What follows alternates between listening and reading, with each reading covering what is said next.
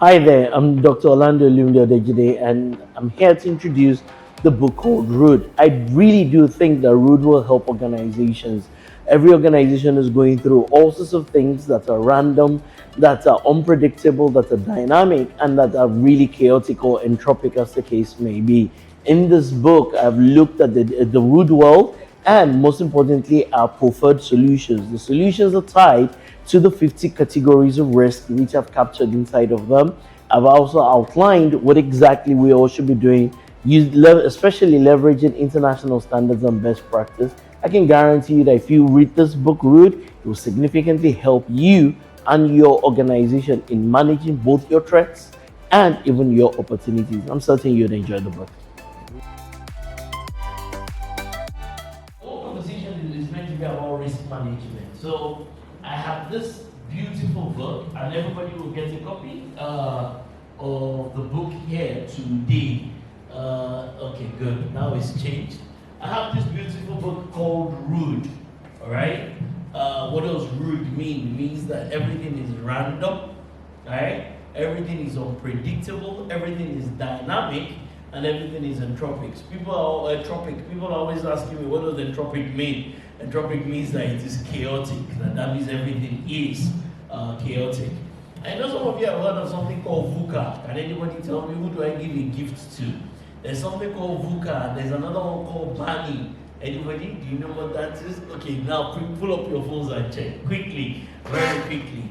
And what you should ask ChatGPT or Google or whatever it is that you decide to ask is, what is the difference between VUCA and BANI? Economies and the entire world is meant to be VUCA, while human beings are meant to be BANI. Alright, so what do those two things mean? BANI means B-A-N-O. BANI is spelled as B-A-N-I. VUCA is V-U-C-A. VUCA and what? And BANI. What is the difference? Can anybody help me? What do we mean by a VUCA world? And what do we mean by a BANI world? A VUCA world? B-A-N-I. Right? So they say that the world is VUCA. But they say human beings are what? They are BANI. Okay? So what does VUCA mean? Anybody? Volatile? Am I right? What is the U for? Uncertain. Right? What is the C for? Complex. And what is the A for? Ambiguous, right? People ask me, or different people have asked me, that where did I get root from? I said, I don't know. I just woke up in the morning and I think the RUD was clear in my mind. I just didn't know how to end it. So, but you know, the concept of everything is random. And there's somebody, especially if you're an economist, if there's somebody who is interested in the economy and risk management, there's somebody you should read. His name is Nassim Taleb. Everybody, you can check on the ChatGPT. The Nassim, N-A-S-S-I-M, Taleb. The man has written, right? N-A-S-S-I-M, then the surname is Taleb, T-A-L-E-B. The man has written volumes. He's written stuff on Black Swan. Everybody, you can check it out. What does Black Swan mean? He's written a book that I really like a lot. It's called Anti-Fragility. He's written all sorts of things, right? He's definitely a global thinker. He's somebody you and I need to read, we need to find. He's a brilliant guy. You can't take that away. You can't take that away from him, right? He's a really, really brilliant person. And maybe I've read too much of Nassim Taleb and those types of things. Maybe that's where I got to root from, because I really just woke up and the concept of root just came to my mind. Also, I've been teaching risk management for a very long time. I mean, I teach different organizations. We've done a lot for GTBAN, we've done a lot for different organizations, the Transact here. So risk management, I do it for MTN, for different organizations. So the entire concept of risk management, according to the very many methodologies that exist around the world, is pretty much in my head, right? From ISO 31000 to ISO 3150. And I encourage a lot of people to look at that standard, ISO 31050. A lot of people don't even know about its existence. It talks about emerging risks. So this is not just about risk as a one-time thing, but emerging, even risks that have not yet happened or crystallized. A lot of people don't even know that they exist. But I encourage you all, go and look at the standard ISO 31050. Okay? It's a brilliant document. It talks about the risks that you and I might face or even see in the world that is to come. So that, I mean, as I said, I don't know where it came from. I just woke up, right? And I knew RUD. And then the concept of rude, and I started looking for the word that will make it, that will complete the whole thing. And that's where E came from, which is entropic. And I think that's it, right? The whole world is very random. There are many things. There's no way I would have woken up this morning saying that on the 10th of December that it would be a rainy morning. I don't think I would have been able to predict that. And it's not like small rain, it's not drizzle rain, it's not like 10-15 minute rain. This is rain for like what? At least 1 straight hour, if not almost 2 hours, right? The rain started almost about 7, and at 8 o'clock, when I was trying to get out of my house, it was still raining heavily as it is. So everything is a bit random from many perspectives. Apart from that, is the level of unpredictability that you and I see in our environment. As much as you and I will be looking at the year 2026, you can't necessarily predict it, right? You cannot say to a T that this is what you're going to see. I like to talk about risk management a lot, the organization, because risk really is it's almost like man's ability to try to be a prophet of some sort, to see into the future, right? To try to predict what it is that might happen in the world, in your country, in your home, in your family, in your economy. That's all you're trying to do. You're just trying to predict what might happen or what might transpire in the world. You might not even be a great expert at doing that, but you try. I always tell people that I've gone to many organizations, they don't maintain a risk register. They maintain an issue register, right? Risk is in the future. Issues are things that you and I, we've either experienced in the past or we're experiencing as of today. And a lot of organizations tell me that they're doing risk management, but they are not doing risk management. They're just actually managing issues. And the concept of issue management is in many methodologies.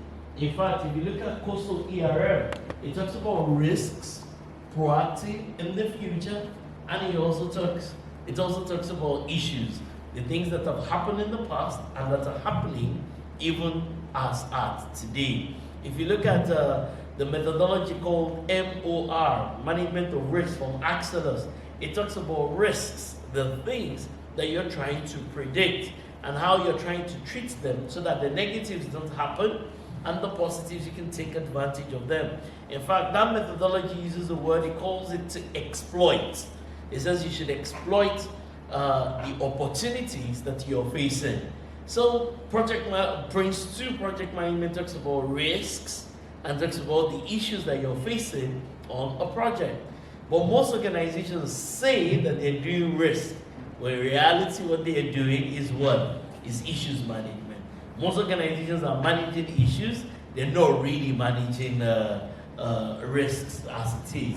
So root is my understanding of the world, that everything is random, everything is unpredictable. I know VUCA calls it uncertain, but for me it's just, I don't think about the certainty. Certainty is a very strong word to use, that something is certain. For me, I think it's just around the predictability of things. How you can predict things. A lot of people confirm that they'll be in this room today, they've not been able to make it. They didn't plan that they will leave, that the rain will happen and many other things will also happen to them. So randomness is a big issue. And I think, once again, maybe I read too much of Nassim Taleb. He has a book, everybody, you can check it online, it's called Fooled by Randomness. When you're fooled by the randomness of everything, and everything is random, there's so much random work.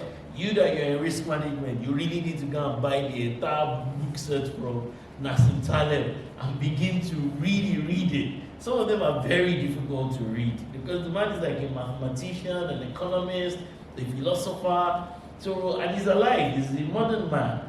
So writing is writing sometimes will do your head in completely. So sometimes when I behave weird, you should know where my weirdness is coming from. I've read too much of those types of people. So he's got a brilliant book called Fooled by Randomness. So once again, everything is random from my understanding. Everything is unpredictable. You know, one day you don't think that you're going to be making money, and then you're making more money. And then one day you think you're going to be making a lot of money, and then you're not making enough money. One day the economy is looking good, and another day the economy is not looking great. One day the economy is okay, and then banditry and security is a challenge.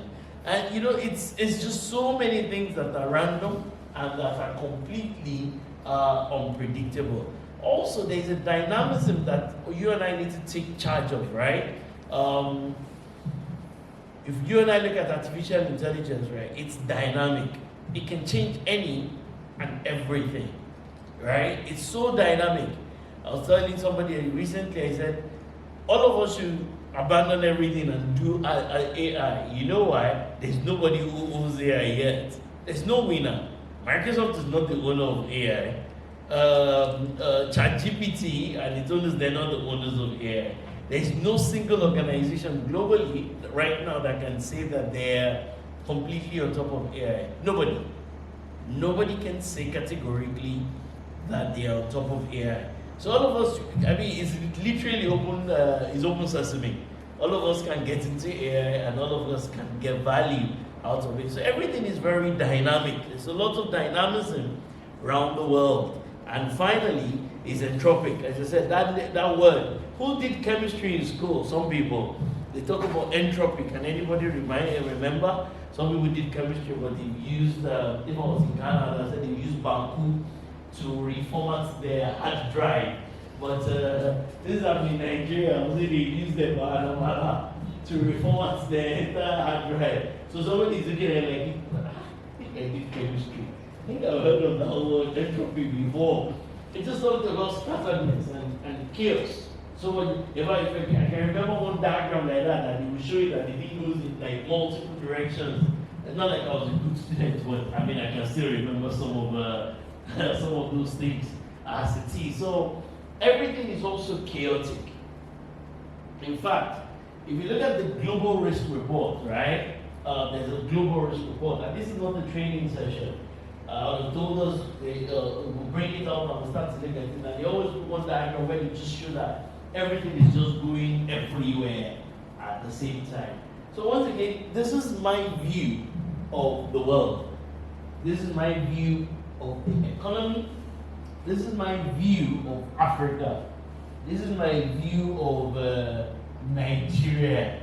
In fact, this is my view of the year 2030. I mean, that's a good year to think about. It's the year where the expiration of, what's that thing called? Of the SDG goals, the 17 SDG goals as documented as at today. There will be a newly revamped version of it. Maybe to read 2050, I suppose. I believe the new version of SDG will be reading 20 years down the line, or maybe 2060, something along those lines.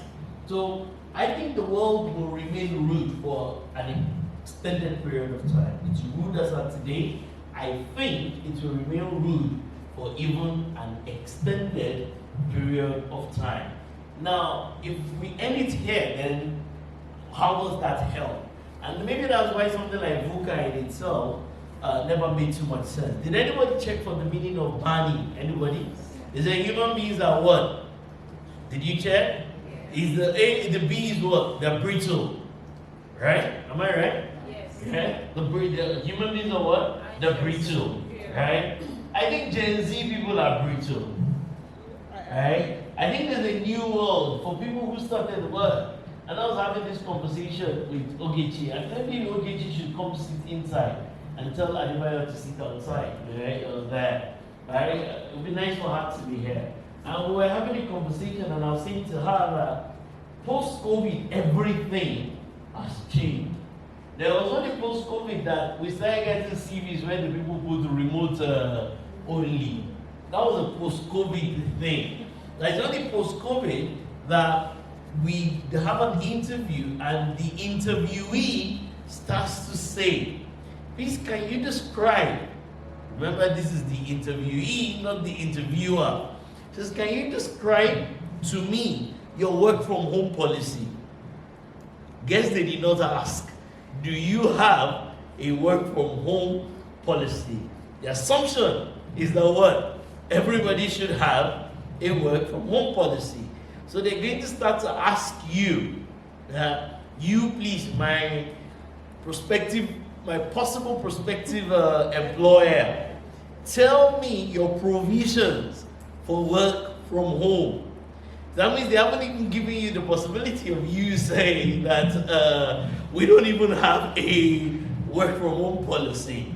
It was a post-COVID thing. It's only post-COVID that people put on LinkedIn available for only remote work. It didn't exist prior to COVID. And I was describing when we were driving on the island, coming from the office to this place this morning. And I was saying to her, and I was saying that I had employees who, when we were doing pre-COVID, some of them lived in different parts of Lagos, Alagbadu, all sorts of places. And some of those vehicles used to leave the place at 4 o'clock. Did you hear what I said? 4 a.m. That means I had employees who woke up at 3 o'clock, right, to get ready to go to work. And they all will sit inside of the vehicles, because those vehicles, once they leave the mainland, you're lucky, they don't have to stop anywhere. It is straight to Adiola or Deku. From wherever it is that is illegal, from Sangota, from all sorts of places, you just get one vehicle that takes you like 1 hour, 1.5 hours, and takes you straight to Adiola Deku. And usually, by the time I get to the island and all that 6 o'clock or something, some of the employees of the organization would have been waiting for 30 minutes. They would have slept off, because we can't even go to the client side. And I live on the mainland and I like to get on the bridge very early myself. And I said, that's how we did it. It was almost like nothing was out of place. Everybody accepted that was life, right? We leave in the morning, get to the island before 7 o'clock. All the banks open at 8 o'clock, right? And if you work internally in the bank, you can't get there at 8 because they must have done all the internal things between 7 and 8. And it doesn't matter where it is that you stay in Lagos. But now it's a different world, am I right? If I tell the average employee that works with me in my organization that let's have a 6:30 meeting on the island, they say, sir, that's what they get to say that I do. And I've had employees in this same organization that were there at 6 o'clock. 6 o'clock we're on the island every day. Like, if we do it today, does not mean we won't do it today. Oh, tomorrow. We're going to do it every day. All our engagements, we have a training class. I remember one time we were training, it so happened to be the bank that is here, and it was on Aolo Road. And we'll be there, we'll be there around 6:30, because I don't want to sit in traffic. Traffic gives me no competitive advantage as it is. But the world has changed. The world has significantly changed. When you're working with people now, it's almost like you're noticing their brittleness.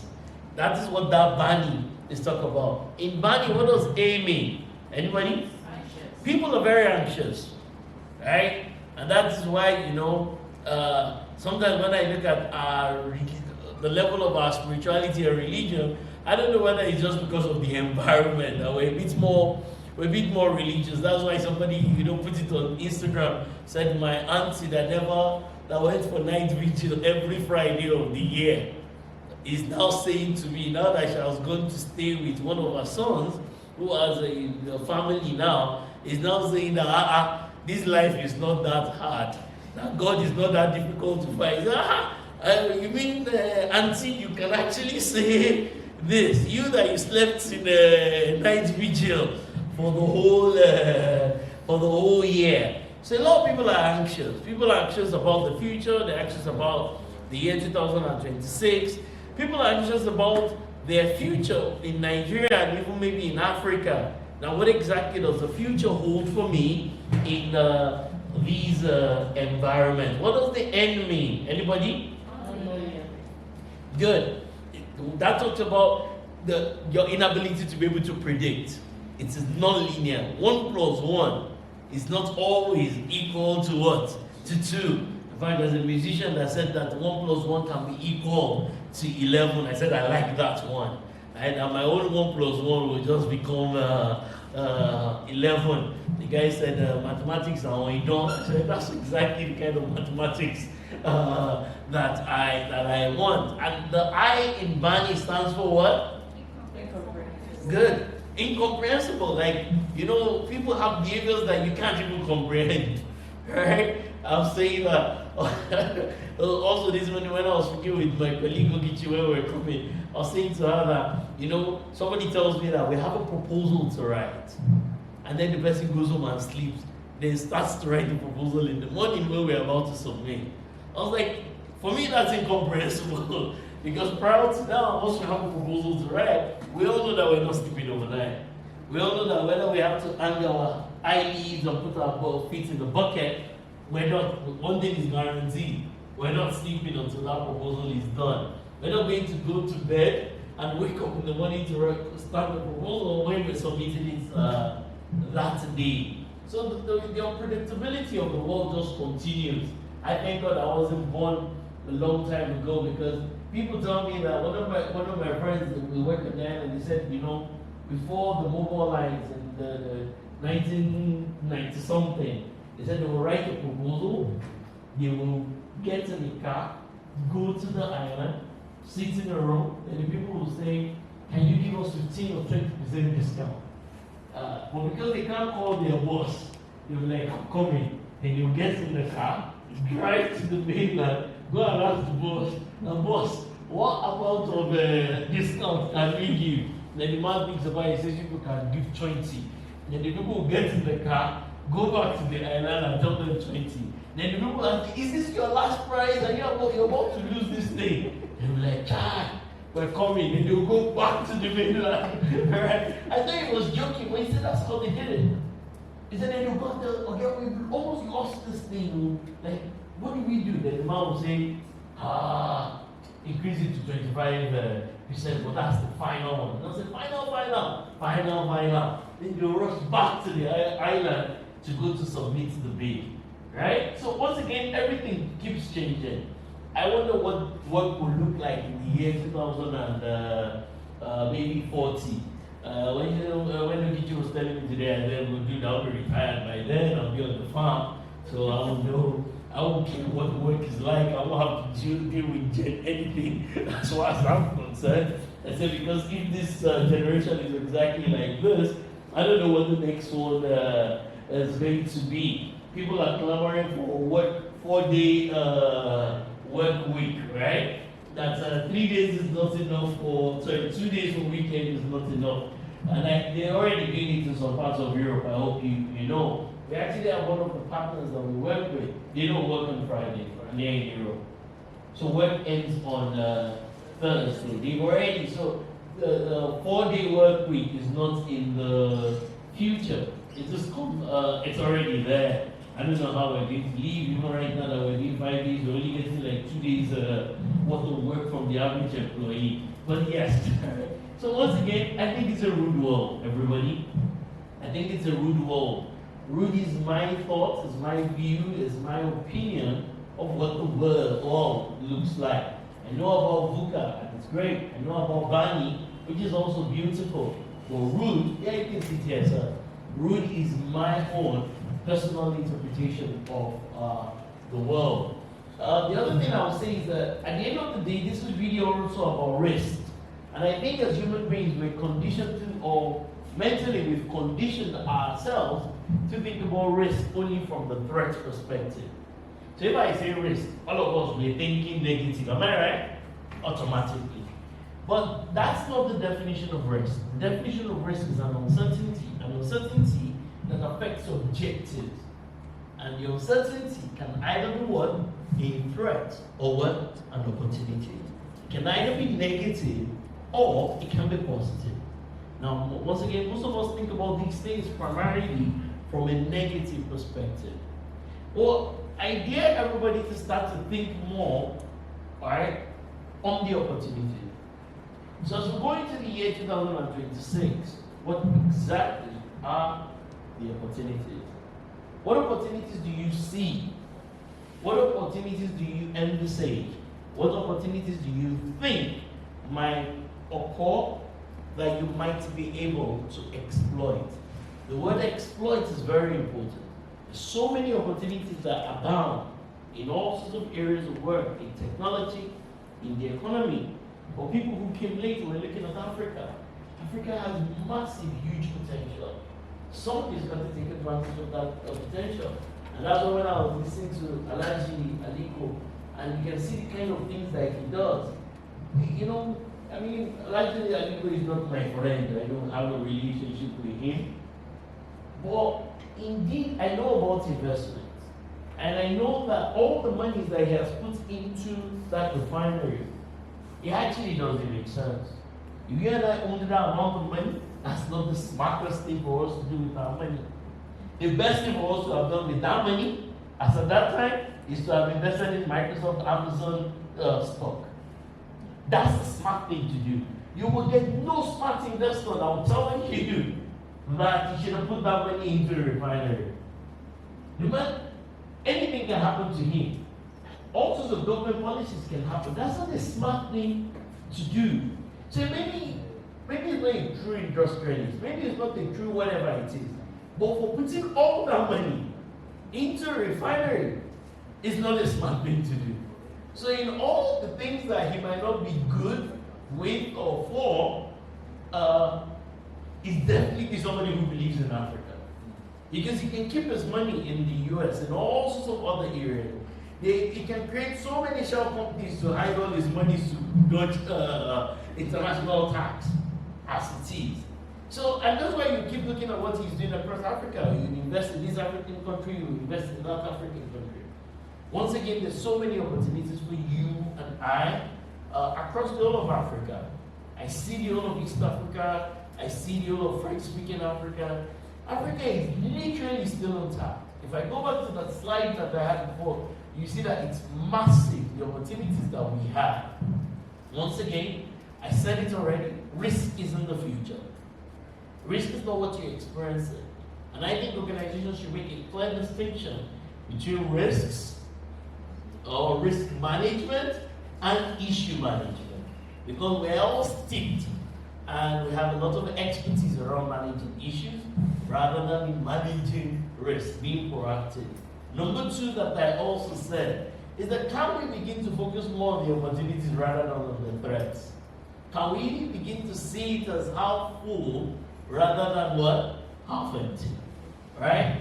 While the world is rude, if we leave it like that, then it doesn't solve any problem. Are we all together? If we leave it like that, then it hasn't done anything at all. That's where I then started thinking about it. That's so you come up with rude, clap for yourself. Hey, you've done well. You told us what it is that we all kind of know. Maybe we didn't term it rude, but we all know what this is. It's right. We know that the world is random. We know that everything is unpredictable. And that's why I started thinking about what is the antidote to rude. Because if there's a problem, there's got to be an antidote. If there is disease, whatever that thing is, there's got to be a solution to it. I don't want to be one of those people that are expert problem identifiers. You know, there are people like that. Their expertise is in identifying what the problem is. But they're not very good with what is the solution. I have so many managers who report to me. I tell a lot of them all the time. I tell them I need you to be great when it comes to, not just when it comes to problem identification, but also solution identification. Don't just keep telling me about what the problem is. Tell me what the possible solution is. I need you to tell me about the problem. More importantly, I need you to also give me possibilities around what the solution is. And my solution to rude is calm. My solution to rude is what? Is calm. This is the actual cover that I wanted for the book. But the publisher and my wife and other people, others say, if you could do it like this, it won't be as memorable as just having it as rude. Or really, this is exactly what I wanted. Because for me, it was not just the focus on the rudeness of the world and the environment, it's also the antidote to it. What is the solution to rude? It is calm. Right? And what does calm mean? It means consistency. You need consistency with whatever it is that you do. Today I was listening to something on Simon Sinek even in this room. And they're saying that one of the challenges that people have is that they're just not consistent. I'm definitely one of those people that I'm very inconsistent when it comes to going to the gym. For the past 20 years of my life, I've desired a six-pack. I've ended up with zero pack. Like, it's a round ball pack that I have gotten. Every year, there's no year over the last 20 years that I've not determined on the second and on the third. Right? One of those days I'll go. And when I go one of those days, my body starts to hurt, then I'm like, I can't be going to the gym every day. It makes sense to make it every weekend. And I move it to Saturday or Sunday. And I go for the next Saturday. I will buy new shoes. I have like about 10 different colors for different years. Brand new. But one time I even bought a water bottle. You know those nice colored ones. Go to the gym. Yeah. Usually by the time I do it in the third, fourth week,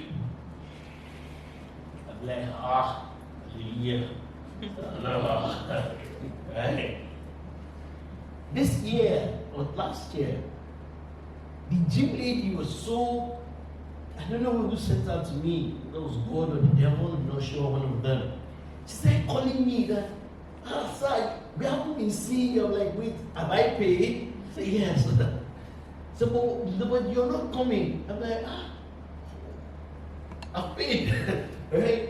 But then you promised that this year you're going to do it. And I blocked her. And I stopped calling me. Then there's a pharmacy opposite the gym. I found that every time I park in front of the pharmacy, the gateman in the gym starts chasing me. Now, okay, I've not been seeing you. Then I said, I'll stop going to this pharmacy. Right? So I boycotted both the gym and even the pharmacy that is opposite the gym. It's about consistency. My friend runs a school that does ICON and ACC. He said January is their best period of the year. He said, why? He said people wake up at the beginning of the year and they say this is the ICON year. And then they pay. He said in those classes, they can get 50, 60, 70, 80 people. They have paid. And this year, it's ICON. It is you and I. And by the second month, ICON is not till like May. So by the second month, it's like a triangle inverted. So the thing just has to go down. Then in the class, there are 50 people who register. By the time it's time for ICON diet registration, usually about 70-80% of the people, all of a sudden, ICON desire will disappear. The challenge is all of us have to have consistent results. We need consistency with our lives, with our gym, with all the great things that we do. We need consistency. I've been consistent in my life. I've been very lucky. I've run a business from 32 Bariki Street from 1st of June 2003 till date. Be consistent. Right? If you look for me, you will find me. Now, where most of the companies, I tell people that when I started running Training Heights, everybody, I think the only company that is still around from when I started running it is Philips Consulting. That's all. Every other person has followed that up. Everybody. There's nobody that was in the line of training that we used to do and is still there. All the NITs that came in from India, they all folded up. All the Aptex, they folded up. That consistency is very important. And especially the consistency that also allows you to become a bit more mature over time. You need consistency. Organizations need consistency.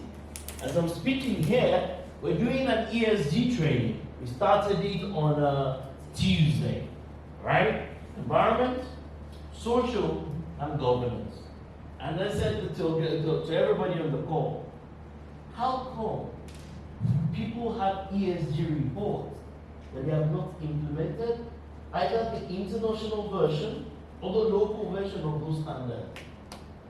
Environment. I see companies with ESG reports go into the organization and ask them, have you implemented or adopted the international or the Nigerian, the local version of environment? Everybody's looking at you. Ask in those organizations, do you have people that are trained, that are certified to any of these things tied to the environment? Everybody's looking at you. I've seen organizations that have written ESG reports that HR person tied to the social, because a third of ESG is in the S, and it's tied to the United Nations Declaration of Human Rights, and also to the local labor laws. They're writing ESG reports, HR is not involved, legal is not involved, and those reports are coming out year in, year out. How come people don't have clear metrics to measure governance in the organization? How do those banks shut down? How can the bank who's got a board, and if the board has been measured, how did they start borrowing to industries and to persons that they should never borrow to? Right? It's important that you and I need to understand what consistency means. And every organization, every individual has to go to interpret that on their own. The next thing there is anticipatory. Risk is meant to be anticipatory. You and I need to draw a clear line of differentiation between what is a risk and what is an issue. Issues are things that have happened in the past. Issues are things that are happening now. In fact, we bring a concept called the proximity of risk. Risk is meant to be, every organization is meant to define its own risk proximity. The company recently, actually, take that back, because many companies in Ghana recently, and they were all risk experts. And the conversation, my question was clear. How many of you have written a risk report forecast for the year 2026? Nobody. They're all risk managers. You're all risk practitioners, but they've written nothing with regards to the risks of 2026. The writing strategy for risk they are not working on. So it's important that you and I can anticipate, because that's really what risk is meant to be about. Our ability to be able to anticipate what can go wrong, and also what are the opportunities for you and I to exploit. In the year 2026, organizations should be able to anticipate some of those things. Do you know that come January of next year, some organizations, you know where you're meant to write the risk report? It should be for 2027. And that will be an organization that is using a 12-month risk proximity time frame. That you resume in the year 2026, you start thinking about what can go wrong and what can go well in the year 2027. Which should be anticipatory. Right? You need logic. In a world where everything is unpredictable, where everything is random, you need logic. You need to find a way of bringing logic to the work that you do. Because if things are not logical, then your results will be completely unpredictable. You and I, in the madness of this world, we need to be able to find how do we bring logic into the things that we do. Logic is important. And lastly, it talks about what? Measurement, right? People say Drucker wrote it, maybe Drucker wrote it, maybe Drucker did not write it, Peter Drucker. They say that if it cannot be measured, they say it cannot be improved. Some of the people say if it can be measured, then it doesn't even exist. Maybe that might be an extreme. But one thing that is guaranteed is that if it cannot be measured, then it can be what? It can be improved. If you can't measure it, you can't improve it. So you need to find a way to be able to measure things. The big challenge is that everybody is writing fictitious ESG reports. Maybe everybody is too large, so I change it. most people are writing fictitious ESG reports. Organizations have also come to us that can we write an ESG report for them? We ask them, tell us about the things you've implemented. The guy is saying that, dude, I need a report. I'm not asking you for implementation. And I'm saying that, how do I generate a report for you for something you've not even implemented? How? Right? They need to present something to an investor, they need to write something somewhere, they need to present something during the annual stakeholders meeting or shareholders meeting, something. So they're not really interested in doing ESG, but the people are interested in some kind of ESG report. In the E, the S, and the G, the worst of everything is the environment. I was having a conversation with Ineas today. The environment is the one that people are not even touching. Especially in maybe oil and gas, and maybe the manufacturing and oil and gas, they try. They try.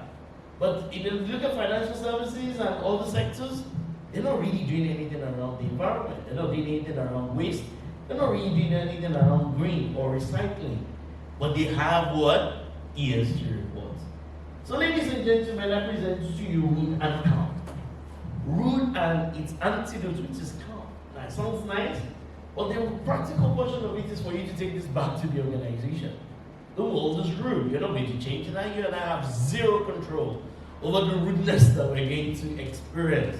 However, we should have some kind of control over calm. How can we get consistent results across the entire organization, across the entire business? How can we be anticipatory about the future? How can we ensure that the way we are thinking, the way we are working is logical? Everybody's struggling with artificial intelligence governance in their organization.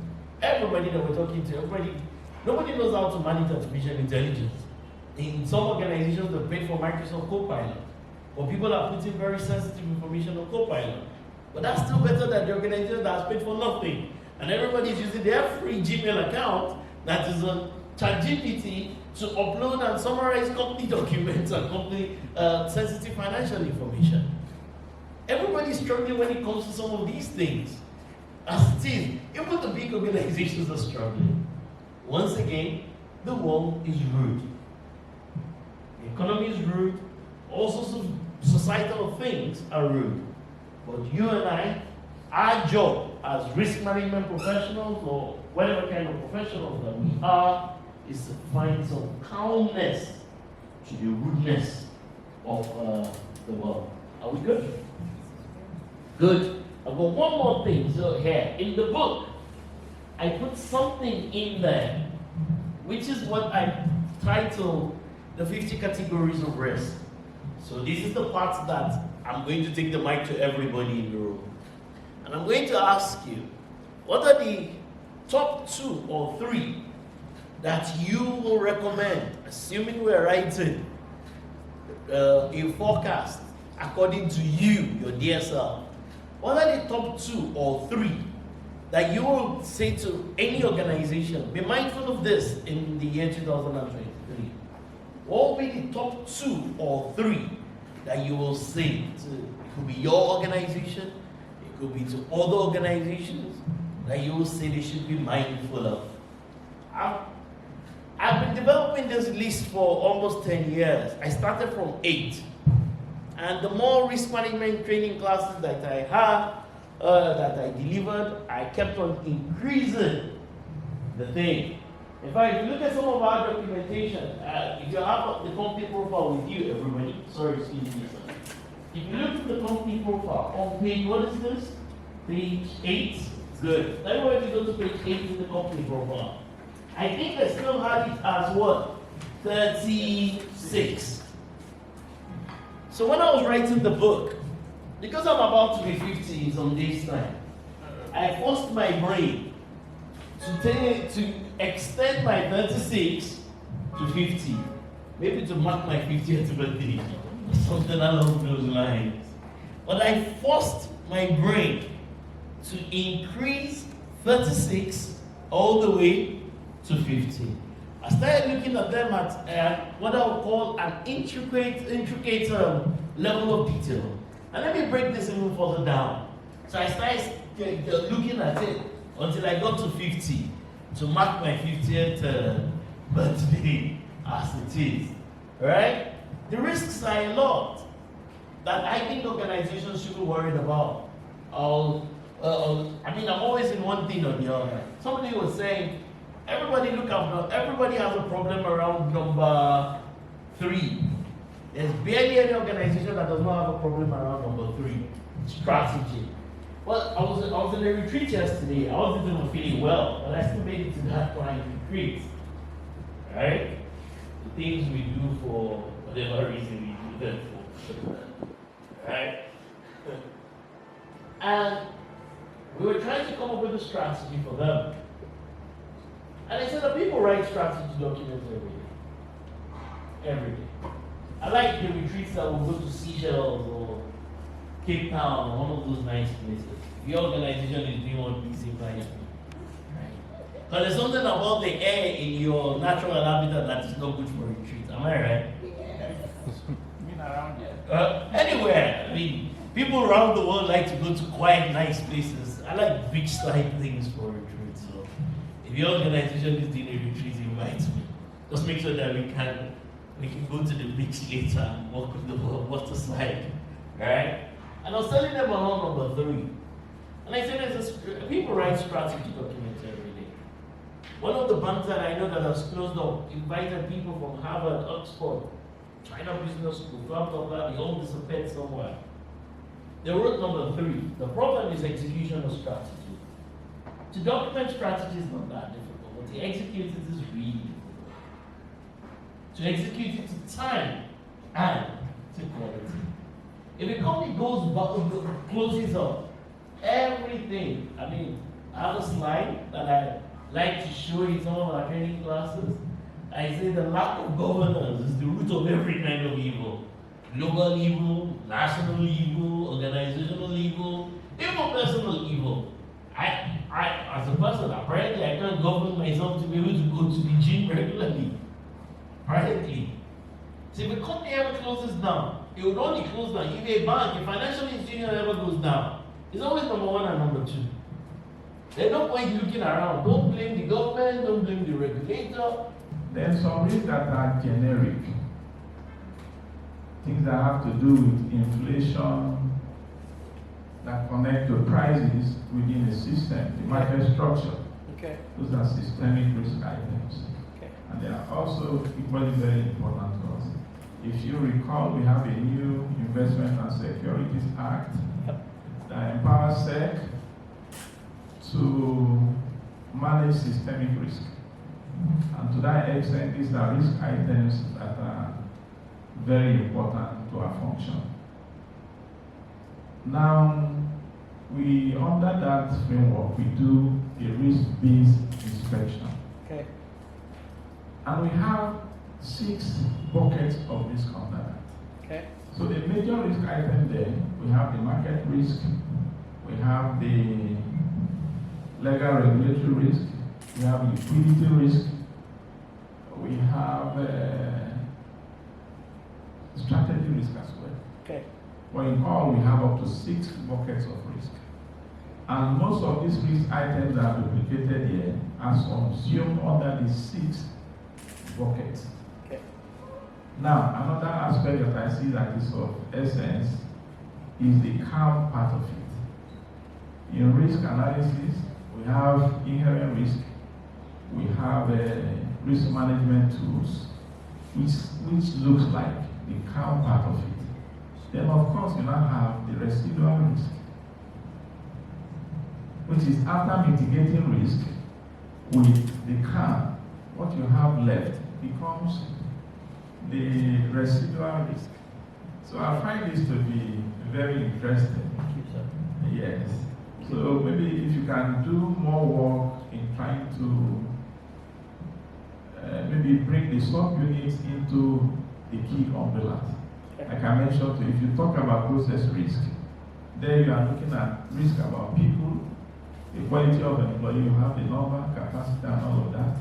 The process, you have level of automation. All that comes under process risk. And they are all operational risk. And then you step into the risk about systemic risk, inflation, nobody has control over it. Risk of pricing, market risk, interest rate, they are all connected.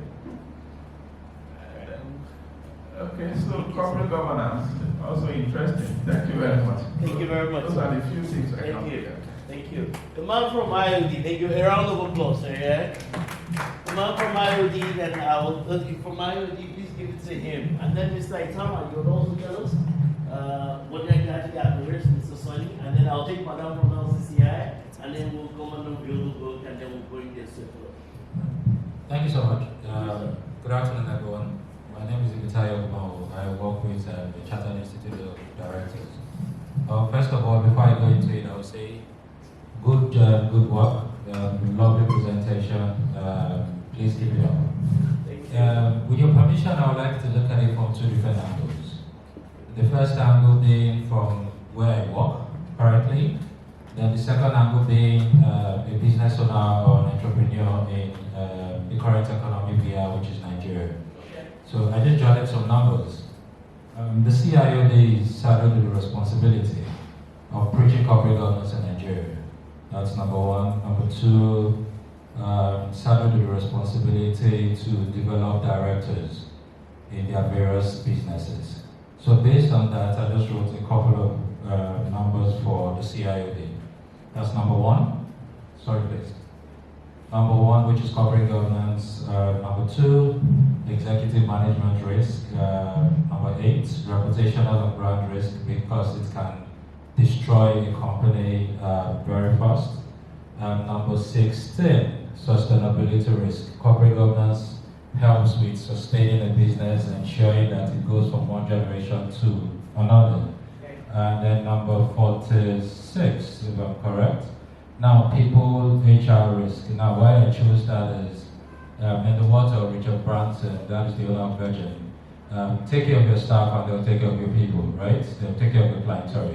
So it's very important. No business can survive without its people, which is the greatest asset. I can very lovely identify risk, I won't lie to you. If I'm to do a mapping of this, I think it would take days, right? So I'll just try and pick some so I won't bore everybody with my plenty English. Then looking at it from a generic point of view, a business owner, I'll start with number 3, strategy risk. Every other thing is important, like I said. But we'll start with number 3, the strategy risk, which is very, very important. I'll go to the financial aspect, financial risk, liquidity. You need money to be able to move in a business. Even if you are running an NGO, you need money to survive. And like in the words of my friend, even if it's a religious sect, you need money to move the kingdom of God, right? It's very, very important. Let's not lie to ourselves. Now, there's under the operational risk aspect, process operational risk. But not to bore, there are a lot of risks here that are very, very important. So like I said, I'll take it from two angles, where I work, and the general aspect. Then you see number 50, I really love that. Business continuity and organizational resilience. You said something about being consistent. How many businesses are alive today? Do you get? So a whole lot are not consistent. They do not have that continuity plan. There's a lot of key man risk. Is there key man risk on this slide here? It will be embedded under people. Under people. Succession planning and also under 50. Which is very key. Which is very key. So looking at it from both sides, those are the major ones I will pick for now. But beautiful slide. This slide, for someone that wants to really grow in business, you really need a slide like this. It will help you identify the risk before they crystallize. Okay, thank you so much. Thank you very much. Thank you very much, sir. Thank you. All right, Madam from LCCI, ma. Go ahead. Tell me, good morning. Good afternoon, right, ma. I just like to hear your thoughts on this, ma. Thank you very much, ma. Thank you, and good afternoon, everyone.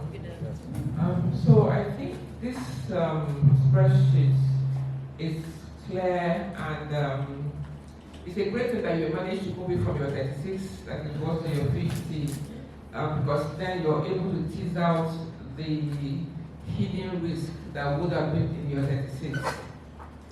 So it's very good.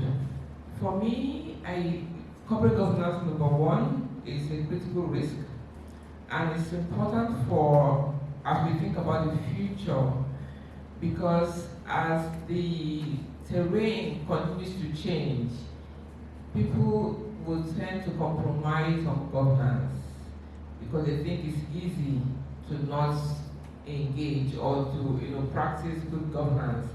And when that happens, then will appear that they're building a business like a pack of cards that can fall anytime. So governance for me is a critical risk for any business. The market risk is also important because as we go into the next year and the year after, things are going to evolve very quickly. The market is changing, the customer preferences are changing, customer needs are changing. So the market is dynamic, and that's something that businesses need to watch. People risk is also top for me because, like everybody, I think everybody who mentioned people, if you don't take care of your people, then there'll be a problem in your business. And business leaders need to understand people. That people, the demographics have changed, and so staff are beginning to expect and want different things. And businesses must be on top of what staff members are looking for. So for me, those are the top three risks. But I think I'll also add from the SEC perspective that regulatory risk is also critical, because particularly in a country like ours, where regulation can sometimes be arbitrary, and it can change. It can, come out this morning by even they've changed their mind. And I see regulation as that invisible infrastructure, because no matter how well the business is, if you have regulations being put out that will not support businesses, then every business will struggle. So I also believe that regulatory risk, but all the risks that you have mentioned here, they are all critical, and they must be, every business that should pay attention to them to make sure that the business will stay afloat in the foreseeable future. Thank you very much. Thank you very much. A round of applause. Thank you. Thank you, Mark. All right, so Mr. Itama from Martha, please go ahead. Please give us the mic. Where do you sing? What are the top two or three from your perspective, sir? Thank you very much. Good afternoon, everyone. Like you said, my name is Itama Emmanuel from Masa. I looked at the categorization of the risk. Before me, I have 36, but on the board, I have 50. Well, anyhow, when you look at it, they are well brought out. But if I have to match this to my organization, recording in progress. Primarily, I'll first take the corporate governance risk, which is a very critical factor in the sense that that basically defines the culture that we're operating in our system. You cannot take away that from the political risk, because we are government, and then we are a regulatory agency, but also we have oversight agencies who periodically tells us how and where to transact and do our businesses. So that has to do with the political risk, which also one day you are running with a particular kind of run in a particular direction, and before you know it, things just change, and then you have to start making adjustments. And then also we're looking at liquidity risk in the sense that new policies have come out, and you find out that your money within the system no longer domicile with you. Right now, as we speak, it's domicile with the central bank, which tells you how to manage your liquidity. Also, because we are a regulator, we look at the compliance risk. Our business is a highly, finance intense business, so the operators from time to time look for ways to try to cut corners so that they could still remain in business. So that has to do with the fraud and the forensic risk. So there are a lot of key risk factors that have been brought out here. If looked at, closely could actually somehow impact on my organization. And I think it's something that I need to further look into much more, so that basically I might be able to draw from this breakdown and maybe translate it to the workings of my organization. So I want to appreciate you. Thank you very much. Thank you very much, Mr. Etama. Mr. Sonny, thank you. Your round of applause for Mr. Sonny, do it quickly so that we can then move on. And I'll take Deborah, and then we'll move on very quickly. All right, I was with the client once again recently, and they mentioned number 8. That was yesterday, actually, to be very precise. So they mentioned number 8, and I'm sure that Deborah, you will have your thoughts around that. Yeah, Mr. Sonny, please go ahead. Thank you, sir. And good afternoon, everyone. My name is Sonny Otego. I work for PSC, and we implement ITGRC services like governance, risk, and compliance, where we implement ISO standard, and we do things around enterprise architectures and IT implementation. For me, looking at where we are coming from, number 4 would be first, innovations, risk. One of the key things for us, and artificial intelligence. Because for a company like mine, even before you launch your product, when you're working on it, if you're not strategic, before you launch the product, another company will come up with another product. So for us, we're looking at how do we use artificial intelligence to our advantage and then tie it to innovation. Then the second for us will be market risk and tied to number 6 and even 5, competitions. What are the competitors doing in the market space, and how do we work with them? And then Nigeria is a very interesting environment where, so for us, even your intellectual property, how do you protect them and things around that? And then operational risk will be the 4th one for us, and tied to the people, the HR. Now you train the people. You are a consulting company. Your people are your resource, and then your key take to the market. And before you know it, they move either to your competitors or they have even traveled out of the country.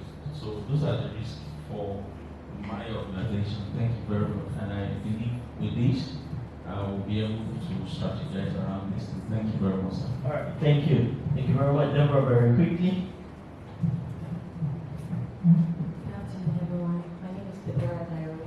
I'm a brand strategist, and I work with Panoramic Synergy Enterprise. So looking at this risk, the first thing that came to my mind was actually reputational and brand risk. And I would still want to a little bit merge it up with strategy risk, because you need to be strategic, not only from your internal processes, but also how you're perceived from the outside. And that brings me to the reputation and brand risk. If this is not well managed, you might miss out from a lot of other risks, which is the market, the customer, and many others. So that stands as number 1 for me. The second one would be financial risk, and that is everybody needs money to do everything, your business, to place for your, even for your brand positioning, to be well positioned. You want to do adverts, you want to run this and that, you want to collaborate, partnerships. These things, they really rely, maybe not solely, but on finances. And number 3 for me would be business continuity. That's number 50, and organizational resilience. With my little years of experience, I've seen that, so I'm coming from the aspect of branding, brand strategy. I've seen that, let me use an example from social media. I've seen that a lot of brands get tasked for promotional content, advertising, PR, and it comes unexpectedly, because these communities, these organizations, they come together. For example, Akon can wake up tomorrow and say that we are adding one more thing to our regulatory, and if you're not compliant, you are paying a sum of 10 million naira, which is unexpected for the organization. So how resilient can an organization stand? And business continuity also, I would want to pull in people risk into business continuity, because when your most talented people leave, what is your plan for handover? What is your plan to, keep it running without wasting time on recruitment and getting better people, better hands on them? So those three stand out for me. Thank you, sir. All right, thank you. Once again, a round of applause, everybody. All right, thank you very much. This is my humble contribution to risk management in itself. I really do believe in risk management. I think all of us need to be proactive. I think all of us we need to think about the threats, and not just the threats, actually focus on the opportunities. I'm somebody that likes to look at the positive side of things. When it started raining this morning, I could have thought about 200 things that could have gone wrong. And I just intentionally always choose to look at the positive side of things. And I think for me personally, that has worked out well. I actually think my DNA is already kind of structured along those lines. That there's always a silver lining, there's always light at the end of the tunnel. That most things will end up working out as T. So for me, finally, right, once again, you should think about risk, you should think about threats, enterprise risk management, and that's why I call it enterprise risk. It's not risk tied to one area of work. And I've seen organizations where, in fact, a big bank, right, they have an enterprise risk management department. And amongst the 50, the only ones that we show me validated reports for were about 3 of them. Credit risk being 70-80% of what it is that they were doing in the risk department, and it's a bank. And it's meant to be an enterprise risk management department. I've been to some organizations that ask for a report because that's my job. I go from company to company. Every year I'm going to go to about 100 companies thereabouts in between Nigeria, Ghana, and Kenya. We're going to go to the place and we ask for enterprise report. You pick 2, 3 areas amongst this 50 and the report on them, and that's it. A company that has a report right now that talks about the risk of artificial intelligence in their business. Hardly any company. Doesn't matter whether it's Telco, doesn't matter whether it is. Hardly anybody that's done anything along those lines. And once again, this is my humble contribution to the subject of risk management, and thank you very much, everyone.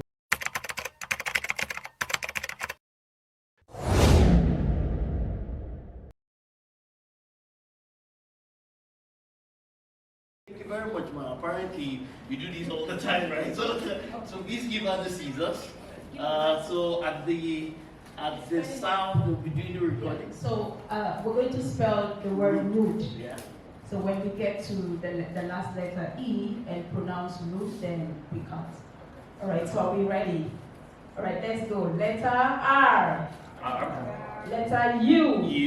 Letter D. Letter E. Root. Right. Thank you very much. Good. Thank you. Right. Thank you very much. A round of applause once again. Now you can take our picture. Thank you very much. Thank you. Picture. Okay, you want us to be together? Okay, good. There. Okay. Alright. You good? Thank you very much. Now, eventually, I also see you later. Thank you very much. Thank you for coming in and taking out of your time to be here. I need to autograph your book, so please bring copies for me very quickly. All right, thank you very much, everyone. You would all get copies of the books. And please feel free to also approach Dr. Olumide for please bring copies for me. I need to autograph theirs very quickly. Okay, you can please distribute the books now. I'm going to stay here. Yeah, boss? Good. First time. He did. I think. Yeah, it's 1, 2. Okay? It's free.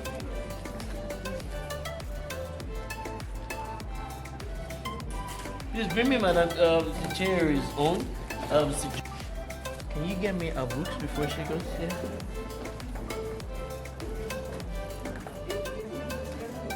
Good. Thank you, sir.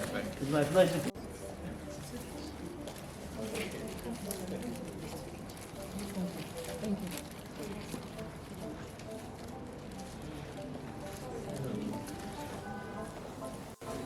Can I have your Mr. Itama? Can I have yours? Yeah, thank you. Thank you. Last week, some interpreters, so I started with the very first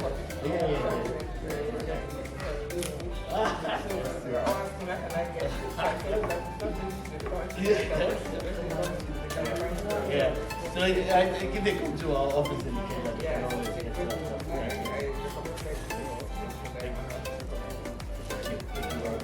appreciate you. Thank you. Right? What's the name of the island? Tell me, you rush.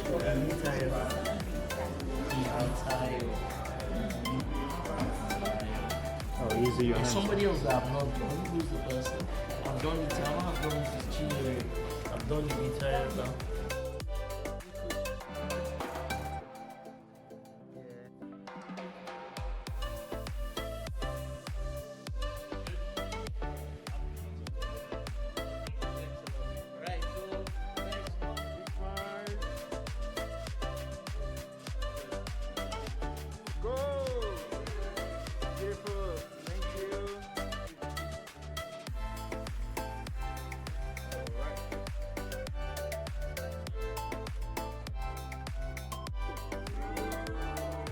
Beautiful, beautiful.